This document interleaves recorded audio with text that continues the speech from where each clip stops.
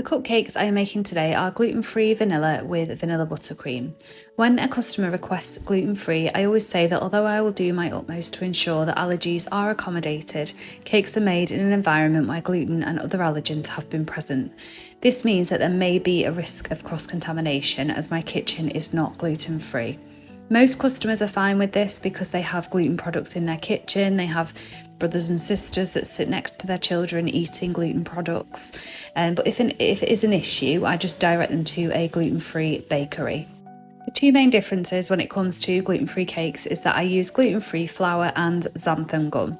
Xanthan gum acts as a stabiliser and a binder, and it helps to stop the cakes from being a bit crumbly and powdery, which can happen with gluten-free cakes. The xanthan gum just helps to hold everything together, and I use a 1/4 teaspoon to every 200 grams of flour. There is also some xanthan gum in the self-raising gluten-free flour.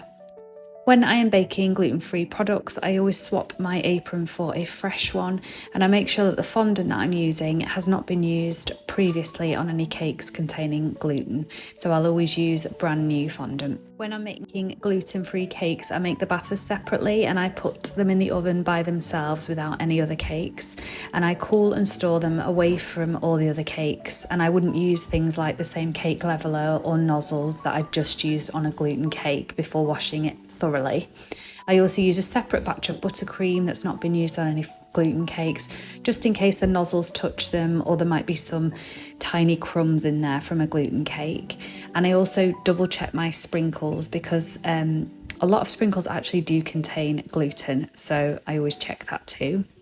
As soon as I've finished them, I get them in the box and covered and moved away, just because I do a lot of baking of cakes that contain gluten, so I wouldn't want any of that cross-contamination to happen if I can help it.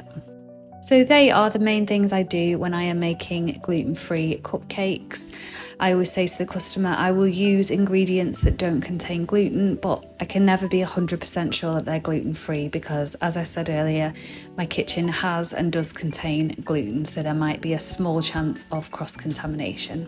And then leave it up to the customer to make the decision whether they want to go ahead with the order or not.